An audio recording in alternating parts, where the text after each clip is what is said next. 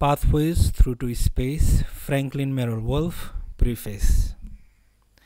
It is now more than 36 years since the precipitation of the inner events which led to the writing of this volume. It may be said now that the value of this unfoldment remains as high as it ever was.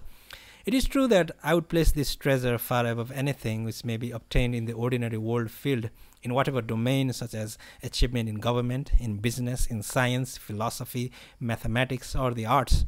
All these stand as values far inferior to these greater values which comes from fundamental realization.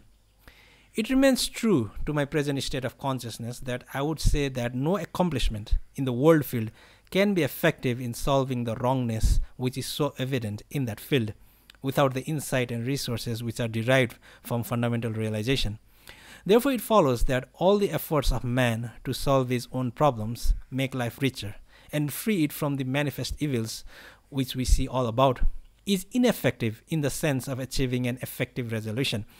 As we look at the report recorded in the pages of history, we see that the evils which were there in the past are still here today, and even find that those evils have become, if anything, greater than they were before. As we advance in our scientific knowledge, we not only implement the powers of good that may be in the world, but we also implement the powers of evil, with the result that the old difficulties, the old wrongness return again, if anything, in amplified form. Therefore, if we are to resolve in any durable way those difficulties that call for the function of redemption, it is necessary that the more and more of this human whole should attain the perspective and the resources that come from enlightenment. The traditional solution to the wrongness has been in the form of a retreat from the world field, but it is here suggested that this is not the only possible way.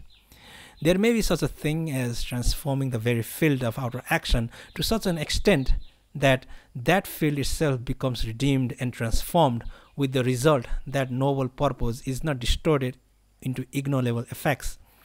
The task before us is religious in the deepest meaning of the word, but as we look upon the record of traditional religion, it must be judged that the traditional forms of religions have failed egregiously.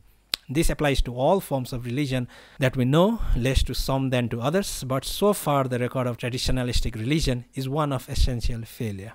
As it appears to me, that which is needed is a seeking for the ultimate attainment on the part of as many people as possible, attainment which is the very essence of the religious search.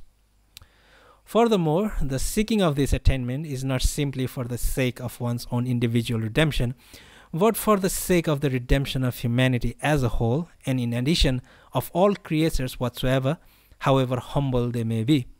He who forgets his own attainment and his own redemption in seeking for the attainment and redemption of all creatures is following the path of which is most certain to involve that very attainment and redemption for himself. The motive should always be the good of all creatures, not one's own private good. Merrell Wolff, Lone Pine, California, January 1973.